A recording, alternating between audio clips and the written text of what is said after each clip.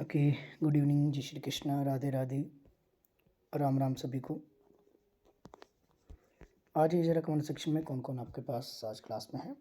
आज हम जो देखने वाले हैं, हम देखेंगे आज आपके पास एजुकेशनल फिलोसफर जो हमारे रहे हैं, चाहे आपके पास महात्मा गांधी की बात करें या कोई भी और थिंकर रहे हैं, उन्होंने एजुकेशन के ऊपर जो है अपने क्या विचार रखे और आपके एग्ज़ाम पॉइंट ऑफ व्यू से ये बड़े महत्वपूर्ण रहेंगे। हालांकि इस बात का बिल्कुल आपने जो है ये मत सोचना कि यहाँ से डायरेक्ट क्वेश्चन बनेंगे, लेकिन हम उनके व्यू समझेंगे कि एक्चुअल में जो हमारे फिलोसफर है, हमारे जो दार्शनिक जो व्यक्ति हैं जिन्हें हम फॉलो करते हैं, वो एजुकेशन पर अपने क्या क्या विचार रखते हैं, उनका हम जो है जोड़ तोड़ निकालने की कोशिश करेंगे। ठीक है, करें शुरू, करें स्टार्ट आज की क्लास। टॉपिक आप डाल दीजिए इंडियन और वेस्टर्न फिलोसफर। इंडियन फिलोसफर हम देखेंगे, इंडियन फिलोसफर, एक दो वेस्टर्न भी देखेंगे, ऐसा कुछ नहीं है कि इंडियन ही आप लिखेंगे। आप लिख लीजिए कि philosopher view on education. Topic आप डाल दीजिए फिलोसफर व्यू ऑन एजुकेशन, कि शिक्षा पर जो है जो दार्शनिक व्यक्ति हैं उनके क्या क्या विचार है, वहाँ से कैसे प्रश्न निकलने की संभावना रहती है, उनके व्यूज़ हम देखेंगे। एक बार स्लाइड लिख लेता हूँ, अगर कोई स्लाइड मेरे पास अवेलेबल हुई। हाँ, फिलोसफी ऑफ एजुकेशन, यही टॉपिक आप डाल सकते हैं, इसकी कोई दिक्कत नहीं है। जब फिलोसफी ऑफ एजुकेशन की बात करेंगे तो ऐसा नहीं है कि सारे के सारे हम दार्शनिक ही देखेंगे।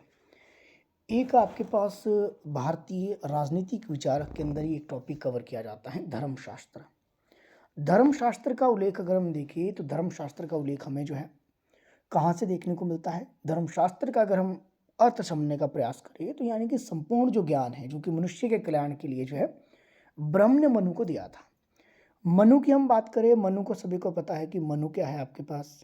मनु को हम ये मानते हैं कि संसार की जो रचना है उसमें मनु का आपके कहीं ना कहीं हाथ है। और मनु ने 4 प्रकार के अधिकारों की बात की है, 4 प्रकार के दंड की बात की है, ये धर्म की रक्षा के लिए इन्होंने दिया था। मनु के अगर हम और भी हम देखें तो मनु आपके पास क्या है, ये मानकर चलिए कि वास्तविक रूप से जो हमारा प्राणी जगत व्यक्ति है, एक तो बीच में आपके डिस्टर्ब करते हैं स्टूडेंट, ये भी एक समस्या है। कल से आप लिंक में इसको हटा दूंगा, क्लास जैसी टाइम कंप्लीट होगा उसके बाद लिंक मैं इसको हटा दूंगा ताकि बीच में आपकी जो है डिस्टर्ब ना करें। तो मैं बात कर रहा था धर्मशास्त्र। धर्मशास्त्र में हम देखते हैं कि धर्म को जो है और राज्य से प्राथमिक आपके माना जाता है, और इसकी जब हम बात करते हैं धर्मशास्त्र की तो राज्य की उत्पत्ति से इसका वर्णन हमें देखने को मिलता है। मनु के हमने बात की, मनु के अनुसार हम देखते हैं कि जो संसार है, संसार राज्य के होने पर जो आपके पास है बलवानों के डर से प्रजाओं से जो है असुरक्षा के कारण संपूर्ण जो संसार से संपूर्ण क्या कहेंगे अब, जो संपूर्ण व्यक्ति हैं, संपूर्ण संसार है, उनकी रक्षा के लिए ईश्वर ने एक राजा की रचना की है, राजा को सृष्टि के रूप में भेजा है। ये चीज़ें हम देखते हैं। अब यहाँ पर आपके पास मनु का जो उल्लेख है, मनु का उल्लेख एक राजा के रूप में आप देख सकते हैं, जो कि आपके पास ये बताता है कि किस तरह से जो है इस संसार में लोगों को जो है शासन करना है, किस तरह से जो है लोगों का रक्षा करनी है, कल्याणकारी राज्य के रूप में हम मनु की जो शक्तियों के बारे में हम बात करते हैं कि मनु क्या है, राजा को एक आपके पास शक्ति प्रदान करता है, जिस तरह से जो है लोक कल्याण के लिए जो है उसको परिभाषित किया जा सकता है या लोक कल्याण उसके द्वारा किया जा सकता है, उसकी शक्तियों का उल्लेख इसके द्वारा किया गया है। फिर हम देखते हैं कि मनु ने आपके पास रक्षा के लिए 4 प्रकार के जो है दंड दिए हैं, जिसमें हम वाक दंड हम कहते हैं, दिग्दंड हम कहते हैं, अर्थदंड कहते हैं, भौतिक दंड कहते हैं। आपको इसमें लिखने की आवश्यकता नहीं है, मैं जस्ट आपको थोड़ी थोड़ी बातें बता रहा हूँ। जब हम फिलोसफर हम जैसे गांधी जी के बारे में पढ़ेंगे, उनके बारे में तो हम पढ़ेंगे, लेकिन ये वाले टॉपिक आपके कहीं कवर नहीं होंगे, हिस्ट्री के अंदर भी नहीं होंगे, तो किसी और सब्जेक्ट के अंदर नहीं होंगे। तो चर्चा सुन लीजिए, बस आपने ध्यान में थोड़ा सा जितना रख पाओ समझना है, याद करने की कोशिश नहीं करना, नहीं कर पाओगे, ये याद करने वाले टॉपिक ही नहीं है। मनु आपके जो है जितने भी तत्व है, मनु कहता है कि जितने भी आपके पास जो तत्व है वो एक दूसरे पर कहीं ना कहीं आपके निर्भर है। तत्व कैसे होंगे? तत्व आपके पास होते हैं कि जैसे कि आपके पास राजा होगा, मंत्री होगा, एक आपके पास दुर्ग होगा, राष्ट्र होगा, कोश होगा, दंड होगा, मित्र होगी। तो राज्य को सप्तांग सिद्धांत के रूप में जो है, सप्तांग सिद्धांत, ये प्रश्न पूछा जाता है, सप्तांग सिद्धांत किसने दिया था? ऐसे प्रश्न हो सकता है कि यहाँ पर ये फिलॉसफी के अंदर इसको कवर किया जाए, फिलॉसफी वाले सेक्शन में सप्तांग सिद्धांत। तो ये आपने ध्यान रखना कि धर्म की अगर हम बात करें और धर्म में जो सप्तांग सिद्धांत की हम बात करें तो ये मनु का इसमें उल्लेख देखने को मिलता है। तो सीधे तौर पर आप ये समझ लीजिए कि जो राज्य का सप्तांग सिद्धांत है वो हमें देखने को मिलता है, जिसमें मनुष्य के जो विभिन्न महत्वपूर्ण भाग है उसमें अलग अलग आपके पास 7 तत्व एक अंग के रूप में दर्शाए गए हैं और किसी भी अंग को आप यहाँ पर नकार नहीं सकते। मनु ने जितने भी आपके पास 7 तत्व है, इन 7 तत्वों को एक दूसरे के निर्भर माना है और इसी निर्भर होने के कारण प्रत्येक जो तत्व है अपने आप में कहीं ना कहीं एक कल्याणकारी राज्य के रूप में जो है समर्थन करता है और यहाँ पर ये प्रयास करता है कि किस तरह से एक सुचारू रूप से जो है सामाजिक जीवन आपके बिताया जा सकता है। तो यहाँ पर अभी हमें दो चीज़ें याद रखनी है, जैसे कि हमने सप्तांग सिद्धांत, तो ये सप्तांग सिद्धांत जो 7 अंक के रूप में आता है ये आपने याद रखना। दूसरा आपने ये याद रखना कि आपके पास जो है जब राज्य की उत्पत्ति है तो राज्य की उत्पत्ति को हम देवीय सिद्धांत के रूप में जो वर्णन है वो हमें धर्मशास्त्र से देखने को मिलता है। ये दो चीज़ें आपने याद रखनी है। फिर आप इसमें एक दो चीज़ और रख सकते हैं कि 4 प्रकार के जो आश्रम की जो बात की जाती है, जिसमें पहला जो आश्रम है उसको ब्रह्मचर्य आश्रम कहा जाता है। धर्मशास्त्र में हम इसको देखते हैं, धर्मशास्त्र के अंदर हम क्या देखते हैं, 4 प्रकार के आश्रम की व्यवस्था आपके देखने को मिलती है। पहला है ब्रह्म, दूसरा है आपके पास गृहस्थ, तीसरा है आपके पास वानप्रस्थ और जो फोर्थ है आपके पास संन्यास आश्रम। और व्यक्ति का जो उद्देश्य क्या होता है, मोक्ष की प्राप्ति, चाहे वो राजा हो चाहे कोई सामान्य व्यक्ति हो, किस तरह से मोक्ष आपके प्राप्त किया जा सकता है वो सभी व्यक्तियों का एकमात्र उद्देश्य रहता है। अब इस मोक्ष की प्राप्ति के लिए व्यक्ति जीवन भर अपने कहीं ना कहीं आपके पास जो है अपने धर्म का पालन करता है। जैसे कि राजा का क्या धर्म होगा, राजा का धर्म होगा अपने जो प्रजा है उनकी रक्षा करना, यानी कि उनके निर्वाह के लिए कहीं ना कहीं राजा प्रयासरत रहेगा, तो राजधर्म के रूप में वो अपना क्या कर रहा है, धर्म निभा रहा है। दूसरा, हर व्यक्ति का अपना अपना एक धर्म है। जैसे कि आप अभी विद्यार्थी जीवन में हो तो आपका धर्म है पढ़ाई करना, माता पिता आपके पास है, माता पिता का धर्म क्या है, जैसे पिता का मैक्सिमम धर्म क्या होता है, अपने परिवार का निर्वाह करना। तो यहाँ पर धर्म के अनुकूल जो आचरण पर बल दिया, ये मनु कह रहे हैं कि सभी व्यक्ति अगर अपने धर्म का पालन करे, एक अगर पढ़ाई वाला है, अगर कोई विद्यार्थी है तो विद्यार्थी पढ़ रहा है, टीचर का काम क्या है पढ़ाना, तो टीचर पढ़ा रहा है, सभी अपने धर्म के अनुसार चले तो व्यक्ति को क्या है, मोक्ष की प्राप्ति हो सकती है। फिर धनु और चीज़ें बताता है कि आपके पास जो है धर्म के स्रोत के रूप में जो व्यक्ति जो मनु कहते हैं कि धर्म जो व्यक्ति के अंदर जो आएगा और धर्म के लिए जो व्यक्ति को जो है कौन कौन से स्रोत अपनाने चाहिए जिससे कि व्यक्ति में धर्म का विकास होगा और उस धर्म के अकॉर्डिंग व्यक्ति अपने कर्म आपके करेगा। उसके लिए वे कहते हैं कि आप जो है वेद पढ़िए, आप स्मृति पढ़िए, सज्जनों का जो आचरण है उसको आप फॉलो कीजिए, इसके अलावा जो है राजाओं की जो आज्ञा है उसके पालन आप करें। तो ये चीज़ें आपके कहते हैं कि इससे आपके जो धर्म में जो कहीं ना कहीं आपके जो ज्ञान में वृद्धि आपके होगी। तो हमने 4 तरह के आश्रम की बात की, चारों आश्रम याद रखने, ब्रह्म आश्रम हो गया, गृहस्थ आश्रम, वानप्रस्थ आश्रम और संन्यास आश्रम। ये 4 आश्रम हो सकता है कि ऑप्शन में 4 दिए जाए, इसमें से हो सकता है कि एक और आश्रम कोई दिया जाए और उसमें से कहा जाए कि इसमें से कौन सा मनु ने नहीं दिया है। जो मुझे लगता है कि एजुकेशन फिलॉसफी के अंदर कुछ ऐसे टीचिंग एग्जाम के अंदर क्वेश्चन निकल सकते हैं। ये तो हो गया आपके पास, हमने देखा धर्मशास्त्र। दूसरे जो हम आपके थिंकर लेते हैं वो कौटिल्य को लेते हैं। कौटिल्य की बात करते हैं। कौटिल्य आपको सभी को पता है, जब भी प्राचीन भारत आप पढ़ते हैं, प्राचीन भारत की जो राजनीतिक चिंतन की बात की जाती है, ऐसा माना जाता है कि जो राजनीतिक चिंतन है भारतीय इतिहास का, उसका जो जनक कौन है, कौटिल्य है। कौटिल्य आपके पास बहुत ज़्यादा इम्पॉर्टेंट है। कौटिल्य इसलिए भी इम्पॉर्टेंट है क्योंकि कौटिल्य ने अपने अपमान का जो बदला है वो आपके लिया था। और किससे लिया था, पाटलिपुत्र का राजा हुआ करता है एक नंद राजा, उससे इसने अपने अपमान का जो बदला लिया वो किस तरह से लिया, उसने नंद वंश की जो नींव उखाड़ कर फेंक दी और मौर्य साम्राज्य की नींव में चंद्रगुप्त मौर्य का इसने सहयोग दिया था। कौटिल्य के बारे में थोड़ा सा डेफिनेशन आपको मैं बता रहा हूँ, हालांकि हम पढ़ रहे हैं एजुकेशनल फिलॉसफी। अब कौटिल्य की अगर हम बात करें, कौटिल्य से कैसे प्रश्न निकल सकते हैं। कौटिल्य ने आपके पास जो है राजनीतिक चिंतन पर अपना ध्यान दिया और उसने ये बताया कि किस तरह से राजनीति जो है वो आपकी की जाती है।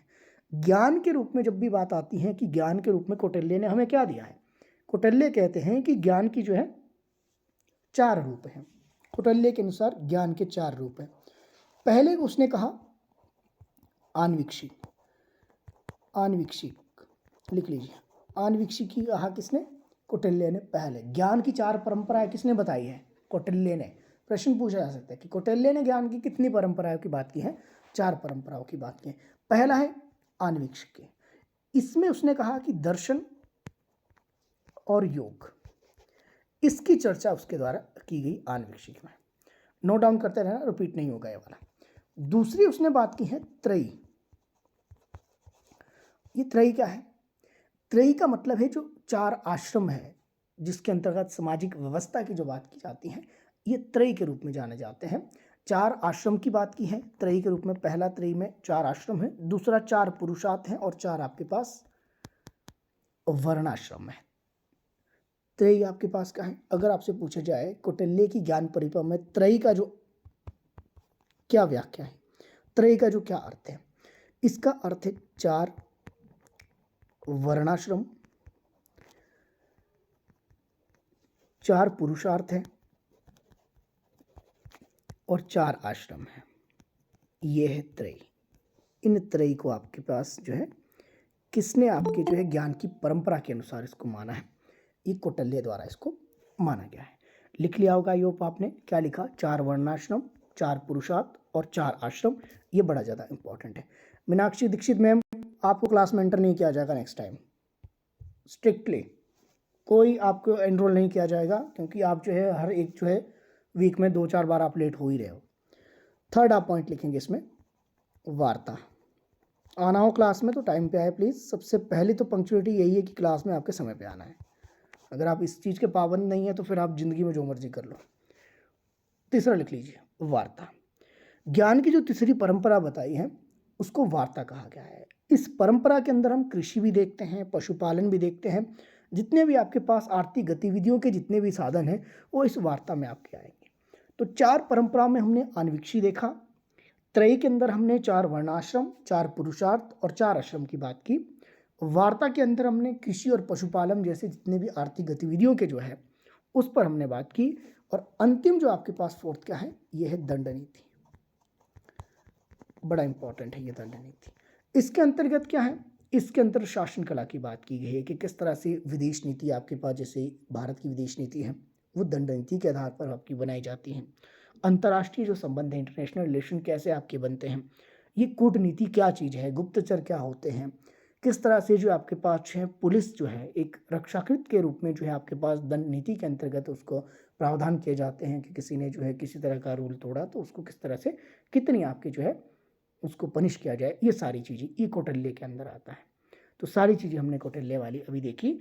और दूसरी ओर हम देखिए तो आपके पास कौटिल्य की जो राज्य की उत्पत्ति संबंधी जो सिद्धांत है वो मत्स्य न्याय की अवस्था को समाप्त करने के लिए राज्य की उत्पत्ति हुई है, ऐसा मानना था कौटिल्य का। तो राज्य की उत्पत्ति का जो सिद्धांत कौटिल्य ने जो दिया, उसने माना कि जो राज्य की उत्पत्ति है ये मत्स्य न्याय की अवस्था को समाप्त करने के लिए हुए हैं। मत्स्य न्याय के बारे में आपको मैं थोड़ा सा वैसे ही बता दूं, ये आपने डेफिनेटली सुना होगा पॉलिटिकल वाले स्टूडेंट ने। ये मत्स्य न्याय क्या होता है?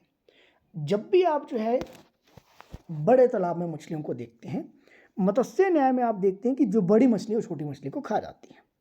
यही वाली चीज़ें हैं राज्य की उत्पत्ति के सिद्धांत से संबंधित। राज्य की उत्पत्ति किसके लिए है? मत्स्य जो न्याय की अवस्था जो है उसको समाप्त करने के लिए हुई है। जैसे कि बड़ा राज्य छोटे राज्य पर आपके पास आक्रमण कर लेता है, तो यहाँ पर आपके पास मत्स्य न्याय में भी ऐसा ही होता है। जो बड़ी मछली है वो छोटी मछली को आपके पास खा जाती है, यानी कि शक्तिशाली जो मानव है वो दुर्बल मानव में जो है आपके पास उसके दुर्बल मानव को अपने अधीन करने का प्रयास करेगा। ये है आपके पास मत्स्य न्याय। बस इतनी चीज़ें याद रखनी। अब जैसे ही आपके पास ये चीज़ें चल रही थी, मनुष्य आपस में आपके पास जो है समझौता करने लग गए। विश्वमान के पुत्र जो मनु की जो हमने बात की, मनु को अपना राजा उनके द्वारा बनाया गया। लोगों ने क्या कर दिया, राजा को जो है अपनी जो है कुछ संपत्ति का कुछ प्रतिशत भाग दे दिया गया कि राजा जो है उस संपत्ति के बदले हमारी क्या है, रक्षा करेगा। और उस जो है संपत्ति के बदले में रक्षा करने का दायित्व किसका होगा? वो राजा का होगा। तो यानी कि आपके पास व्यक्ति पहले से भयभीत था। पुराने ज़माने में जितने भी आपके पास हम जो ग्रंथ वगैरह पढ़ते हैं, हम एक ही चीज़ देखते हैं कि हर जगह लड़ाई झगड़ा आपके चल रहा है। इन सब से दुखी होकर जब एक आदर्श राज्य की आपकी स्थापना होती है तो हम ये देखते हैं कि आदर्श राज्य के रूप में व्यक्ति का जो है उल्लेख है वो एक डरे हुए सहमे हुए व्यक्ति के रूप में हमें देखने को मिला। और इस डर के माहौल से बचने के लिए व्यक्तियों ने क्या कर दिया, एक व्यक्ति को राजा के रूप में आपके पास स्वीकृति दे दी और उसको अनाज का अपना कुछ प्रतिशत देकर बदले में उससे जो है अपनी जो प्राणों की रक्षा के लिए जो उसने आग्रह किया। और इस तरह से एक राज्य के रूप में हम देखते हैं कि एक राज्य बना और उस राज्य का एक राजा आपके बनता है। ये हमने कौटिल्य में हमने देखा। इसके अलावा कौटिल्य ने एक सप्ताहक सिद्धांत दिया। सप्ताहक सिद्धांत में हम क्या देखते हैं कि 7 तरह के आपके सिद्धांतों की बात की गई है, जिसमें आपके पास राजा है, मंत्री है, आपके पास कोष है, आपके पास दंड है, दुर्ग है, जनपद है और मित्र है। ये सप्तांग सिद्धांत के अंदर आते हैं। आपको क्या करना है, आपको यहाँ पर सप्तांग सिद्धांत को बेशक आपके रहने देना। एक जो मुझे लगता है कि सप्तांग सिद्धांत के अंदर जो दुर्ग एक वर्ड है, इससे प्रश्न बनते हैं एजुकेशन के अंदर, एजुकेशन फिलोसफी के अंदर ये दुर्ग आपके पास प्रश्न बनते हैं, जिसमें दुर्ग की जब बात आती है कौटिल्य के अनुसार, तो कौटिल्य ने 4 प्रकार के दुर्ग का उल्लेख किया है। ये प्रश्न जो है मुझे जहाँ तक याद आ रहा है कि सेट के अंदर भी आया था और नेट में भी आते हैं ये वाले क्वेश्चन। एजुकेशन जो आपके पास टीचिंग एग्जाम रहते हैं उसमें आते हैं, ये फिलोसफी के अंदर कवर होता है ये वाला सेक्शन। तो इसमें हम देखते हैं कि जो 4 दुर्ग है, 4 दुर्ग कौन कौन से हो गए। एक दुर्ग की अगर हम बात करें तो पहला दुर्ग आपके पास औदिक दुर्ग माना जाता है, जो पानी से घिरा। दुर्ग का मतलब तो सभी को पता है, किला जो होता है। दूसरा आपके पास जो है यहाँ पर पार्वत दुर्ग। पार्वत दुर्ग का मतलब है जो पर्वत श्रेणियों में, जो आपके पास हिमालय के अंदर हम मान के चले या किसी माउंटेन्स के ऊपर आपके जो है किसी जो किले का निर्माण किया जाता है। दूसरा है पार्वत। तीसरा है धानवन दुर्ग। धानवन दुर्ग आपके पास ये मरुस्थल प्रदेश में स्थित है। मरुस्थल में आपके पास एक किला बनाया जाएगा। और जो फोर्थ है वो है आपके पास वन दुर्ग। वन दुर्ग तो सबको पता है, जो जंगलों के बीच में स्थित होगा। ये 4 तरह के दुर्गों की बात की गई है। ये दुर्ग आपके पास क्यों हो गए, ये दुर्ग इसलिए हो गए कि अगर कभी भी जो है राज्य के ऊपर आंच आती है तो राज्य के सप्तांग सिद्धांत में दुर्ग का आशय हम ये मानकर चलेगी राज्य की राजधानियां जो है कैसी जगह पर होनी चाहिए। या तो पानी से घिरा हुआ होनी चाहिए वो राजधानी, या फिर आपके पास पर्वत से घिरी हुई होनी चाहिए, या फिर किसी तरह के जो है मरुस्थल में आपके होनी चाहिए, या किसी तरह के जंगल में आपके होनी चाहिए। तो यहाँ पर आपके पास ये चीज़ बड़ी इंपॉर्टेंट है। 4 तरह के दुर्ग का उल्लेख हमें कौटिल्य के सप्तांग सिद्धांत में देखने को मिलता है। दूसरी ओर हम देखिए तो आपके पास जो है कौटिल्य के जो सामाजिक विचार हैं, हम ये मान सकते हैं कि कौटिल्य ने जो है मनु के समान वर्ण व्यवस्था की जो समर्थन करते हैं। इसमें आपके पास वर्ण व्यवस्था की जो तुलना आपके पास ऐसा मान सकते हैं कि कौटिल्य की जो वर्ण व्यवस्था है वो मनु की तरह उतनी जटिल नहीं है। मनु ने तो बहुत जटिल आपके वर्ण व्यवस्था की है कि अगर आपके कोई व्यक्ति कोई काम कर रहा है तो उस परिवार का जो उसका बेटा होगा, सैनिक का बेटा सैनिक होगा। इस तरह के जो है मनु जो आपके क्या कहते हैं कि वर्ण व्यवस्था को चलाए रखा जाए ताकि समाज आपके चल सके। और वर्ण व्यवस्था की जब भी बात आती है, चातुर्वर्ण्य जो वर्ण हम देखते हैं, तो इसका उल्लेख हमें कहाँ देखने को मिलता है, वेद में देखने को मिलता है। वेद में भी कहाँ, ऋग्वेद के अंदर। तो उसी तरह हम ये भी देखते हैं कि आपके पास जो कौटिल्य वर्ण व्यवस्था को आपके सही ठहराते हैं, लेकिन उसने थोड़ा सा उसमें रिलैक्सेशन दिया। उसने साथ में ये भी कहा कि जो उत्तराधिकारी होगा वो योग्य होना चाहिए।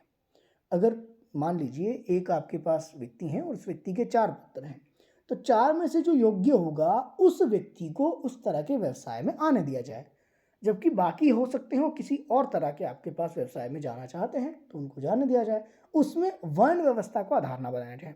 तो हम ये कह सकते हैं कि कौटिल्य की जो वर्ण व्यवस्था है वो मनु की तुलना में थोड़ी सी उदार हमें देखने को मिलती है। और साथ में कौटिल्य ने इस बात का भी समर्थन किया कि ऐसा नहीं है कि पुरुषों को ही आपके पास जो है उत्तराधिकार दिया जाए, यहाँ पर महिलाओं को उत्तराधिकार देने का भी समर्थन कौटिल्य द्वारा किया गया है।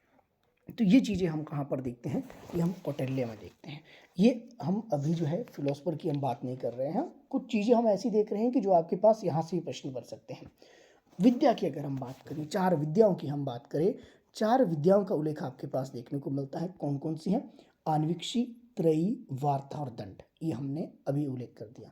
अगर मैं थोड़ा सा और समझाने का प्रयास करूँ, आन्वीक्षी में हम दर्शन की बात करते हैं, त्रयी में हम वेदों के ज्ञान की, धर्म अधर्म की बात करते हैं, वार्ता में कृषि और पशुपालन की बात करते हैं, जबकि दंड नीति में हम राज विद्या जो है, शासन कैसे किया जा सकता है, उसकी बात करते हैं। ये चीज़ें हमें समझ में आ जानी चाहिए कि यहाँ से प्रश्न आपके निकल सकते हैं। तो कौटिल्य ने अर्थशास्त्र में कितनी विद्याओं का उल्लेख किया है, कितनी तरह के ज्ञान के रूपों की बात की गई है, तो 4 तरह के ज्ञान के रूपों की। अलग अलग शब्दों का प्रयोग इसलिए कर रहा हूँ, अगर एग्जामिनर अलग अलग तथ्यों के हिसाब से पूछे तो भी गलत ना हो। फिर आता है अग्नासुत। अग्नासुत हम देखते हैं बौद्ध धर्म का जो दीर्घ निकाय है। हिस्ट्री के अंदर हमने इसको कवर किया है। हिस्ट्री वाली क्लास में जब मैंने आपको इसको बताया था, जब हम बौद्ध धर्म पढ़ रहे थे, तो उसमें हमने अग्नासुत देखा था। बौद्ध धर्म के जो दीर्घ निकाय है उसमें जो है 34 टोटल आपके पास 34 सूक्त थे। 34 सूक्त में से 27 जो है वो अग्नासुत आता है, ठीक है। और जब हमने त्रिपिटक देखा था, याद अगर आपको आ रहा हो, त्रिपिटक में हमने 3 की बात की गई थी, विनय पिटक, सुत पिटक, अभिधम पिटक। ये भी क्या है, ये भी एजुकेशन फिलोसफी के अंदर आपके कवर होते हैं। तो जितने भी ग्रंथ है, जितने भी आपके ज्ञान की बातें की गई है, वो यहाँ पे आपके पास ऐसा आवश्यक नहीं है कि हिस्ट्री से ही आपके आए, वो यहाँ पर आपके पास हो सकता है कि उसको एजुकेशन फिलोसफी के अंदर भी पूछ लिया जाए। तो जितने भी आपके पास बौद्ध साहित्य हैं, चाहे त्रिपिटक है, जातक है, बुद्ध चरित्र हमने देखा था, मिलिंद हमने देखा था, महावंश हमने, दिव्यावदान, अंगुत्तर निकाय वगैरह जितने भी हैं, ये सारे के सारे क्या हैं, ये हमें ज्ञान की बात करते हैं। फिलोसफी की जब भी बात आती है, तो बौद्ध धर्म की जब भी बात आती है, तो गौतम बुद्ध की हमेशा बात आती है। तो ये चीज़ें आपको पहले से ज्ञात हैं। ये देखी हमने थोड़ी थोड़ी बातें कि क्या चीज़ें, कैसे हमने ज्ञान की प्राप्ति हमें होती है। और उसी ज्ञान की प्राप्ति में हमने बात की थी किसके बारे में, हमने बात की थी सम्यक ज्ञान के बारे में, सम्यक संकल्प के बारे में, सम्यक जो आज क्या कहेंगे उसको, वचन के बारे में, सम्यक आजीविका के बारे में। ये हमने तो बातें देखी थी। तो ये भी किससे संबंधित है, ये भी आपके पास है। या इसको छोड़ दीजिए, ऐसे समझना आवश्यक नहीं है। आप ये मानकर चलिए कि जब भी हम बौद्ध धर्म पढ़ते हैं, तो बौद्ध धर्म में एक चीज़ का उल्लेख है, अष्टांगिक मार्ग। ये अष्टांगिक मार्ग की जो संज्ञा हम देखते हैं, ये गौतम बुद्ध ने दुख निवारण के लिए बताए हैं उपाय, कि किस तरह से आप दुखों से छूट सकते हैं। हिस्ट्री के अंदर इसको हमने कवर किया है। अब इसका मतलब यह है कि अगर हमें अष्टांगिक मार्ग पर चलना है, तो प्राप्ति तो हमें किसकी, दर्शन की ओर हम चल रहे हैं, ज्ञान की प्राप्ति हमें करनी है। तो ज्ञान की प्राप्ति के लिए हमें इन 8 रास्तों को अपनाना पड़ेगा। सम्यक ज्ञान की बात करते हैं, तो सम्यक ज्ञान के अंदर आपके पास 4 आर्य सत्य आते हैं, जिसमें जो वास्तविक ज्ञान है उसका उल्लेख देखने को मिलता है। सम्यक संकल्प की अगर मैं बात करूँ, 1-2 मैं एग्जाम्पल दे रहा हूँ, वैसे भी इसको याद तो कहाँ कर पाओगे, याद करना पॉसिबल नहीं है, समझना आपके लिए आसान हो जाएगा। और थोड़ा सा जब भी एग्जाम में एग्जामिनर पूछने का प्रश्न, तो उसको रिलेट करने में आपको कहना क्या हेल्प मिलेगी। सम्यक संकल्प, संकल्प कैसे हो सकता है, किसी से आप हिंसा ना करें, ये आप संकल्प लेकर चले। आप किसी से द्वेष ना करें, संकल्प ले लीजिए। किसी भी मोह माया के जो त्याग से आप बच सकते हैं, जैसे कि वर्तमान में आपके जो फ़ोन का जो है त्याग आप कर दीजिए, 1 दिन का व्रत ले लीजिए, त्याग हो गया। किसी भी चीज़ का परित्याग अगर कर रहे हैं, अगर आपने कोई चीज़ भोग रखी है, जैसे कि आप गर्मियों में पंखे के नीचे आपके एसी आपके चला हुआ है, पंखा आपके चला हुआ, इनको छोड़ दीजिए। तो ये एक तरह से क्या है कि संकल्प हो गया। तो संकल्प बनाइए, सुबह सुबह आपके पास 6 बजे उठना है, तो संकल्प आपके बनाना है। तो ये वाली चीज़ें आपके पास है। तो अष्टांगिक मार्ग का उल्लेख है, तो ये भी हमारे क्या है, दर्शन में आपके आता है। तो ये भी आपके पास दर्शन में आपके चीज़ें देखने को मिलती हैं। अब थोड़े से हम एजुकेशन जो फिलोसफर है इंडिया के, उनकी बात करते हैं। अरबिंदो घोष मुझे बड़ा इंपॉर्टेंट लगता है। ये जो हमारे दार्शनिक है अरबिंदो घोष, अरबिंदो घोष के बारे में 2-3 चीज़ें मैं बताऊंगा जो मुझे लगती हैं कि क्या आपको पता होना चाहिए। अरबिंदो घोष की एक तो रचना है द लाइफ डिवाइन, बहुत ज़बरदस्त है। द लाइफ डिवाइन किसकी रचना है, अरबिंदो घोष की है। दूसरी है इनकी ऐसे ऑन गीता, ये भी बड़ी इंपॉर्टेंट है, ऐसे ऑन गीता। इसके अलावा the ideal of human unity, लिख लीजिए, एक एक लिख लीजिए। अरविंदो घोष की आपके पास कौन सी है, द लाइफ डिवाइन। ये मुझे पर्सनली बहुत ज़्यादा जो है इंपॉर्टेंट लगती है, द लाइफ डिवाइन। ये किसकी रचना है, 1914 से लेकर 1919 तक, जब आपके पास फर्स्ट वर्ल्ड वॉर आपके चल रहा था, उस समय आपके पास ये देखने को मिलती है। 1919 के बीच में ये लिखी गई है द लाइफ डिवाइन। किसने लिखी है, अरविंदो घोष ने। अरविंदो घोष की अगर हम बात करें, तो विद्वानों में से बड़ी ख्याति रखने वाले व्यक्ति थे, और इन्होंने आपके पास जो है बहुत सी चीज़ें आपके पास अपने हिसाब से बताई है। जैसे कि अरविंदो घोष आपकी जो व्यक्ति का जो मानव का जो मस्तिष्क है, मानव मस्तिष्क को ये उच्चतम बताते हैं। और यहाँ पे साथ में ये भी कहते हैं कि ईश्वर सुपर माइंड के द्वारा ही जो मानव मस्तिष्क में चेतना का जो प्रभाव है वो करते हैं। तो व्यक्ति के अंदर में विचार वैसे नहीं आते, ईश्वर इसको जो है आपके विचारों को आपके व्यक्ति के मन में डालता है। तो ऐसा कहते हैं, कौन कहते हैं, अरविंदो घोष। लाइफ डिवाइन की अगर मैं बात करूं तो लाइफ डिवाइन आपके विश्व प्रसिद्धि आपकी ये पुस्तक है, तो इस कारण आपको इसको याद रखना, ये बहुत ज़्यादा इंपॉर्टेंट है। लाइफ डिवाइन विश्व प्रसिद्ध है, ये आपकी बहुत ज़्यादा महत्वपूर्ण है। एक महान योगी के रूप में भी हम अरविंदो घोष को देखते हैं। अरविंदो घोष एक आपके पास जो है एक ऐसे व्यक्ति हैं जो कि आपके पास दूसरों के लिए प्रेरणा के स्रोत आपके रहे हैं। इसका एग्जाम्पल आप ये मानकर चलिए कि अरविंदो घोष के बारे में तो वैसे आपने नहीं सुना होगा, लेकिन जो मदर टेरेसा है, जिनको मीरा रिचर्ड जो है, मदर टेरेसा के नाम से इनको आप जानते हो, ये जो है मीरा रिचर्ड, जिन्हें मदर के नाम से आपके जाना जाता है, ये अरविंदो घोष की जो है शिष्या हुआ करती थी। ये भी आपके बड़ा महत्वपूर्ण है कि किसके शिष्या थे। अरविंदो घोष की अगर मैं थोड़ा सा और बताऊं, अरविंदो घोष क्या कहते हैं कि मन और जो शरीर का विकास है वो आपके पास आंगिक और जो आस्तिक प्रवृत्ति है उस पर निर्भर करता है। इसको आप ऐसा ना समझकर आप इसको इस तरह से समझ लीजिए कि यहाँ पर अरविंदो घोष आपके राष्ट्रवादी धर्म से संबंधित है, तो आपके राष्ट्र को एक शरीर के रूप में समझते हैं, और एक जो आंगिक जीवन होगा वो मनुष्य के जो है मन और शरीर का विकास करता है। और मनुष्य के मन और शरीर का जो विकास होगा वो किसके अंदर हो सकता है? एक राष्ट्र के अंदर होगा।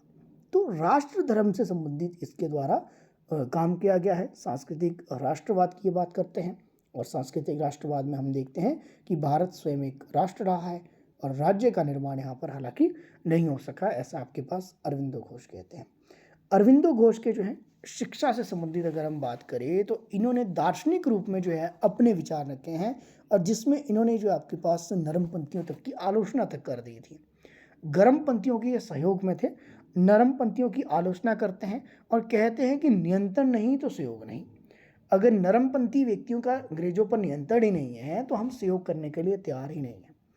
ये साथ में ये भी कहते हैं कि अरविंदो का जो निष्क्रिय प्रतिरोध रहा है वो गांधी जी से बहुत ज़्यादा अलग रहा है। अरविंदो के अनुसार हम ये भी मान सकते हैं कि अरविंदो ने क्या किया, अरविंदो ने यह माना कि जो आंदोलन है वो हमेशा अहिंसक होना चाहिए, हिंसक नहीं होना चाहिए। अंग्रेजों की जो दमन की स्थिति है उसमें हिंसा का प्रयोग आवश्यक है, और जहाँ पर हिंसा आवश्यक है वहाँ पर प्रयोग करना चाहिए। ऐसा नहीं कि आप वहाँ पर आप जो है अहिंसावादी हो जाए। इस कारण गांधी जी से इनके विचार बहुत ज़्यादा अलग है, तो ये भी आपके बड़ा इंपॉर्टेंट है।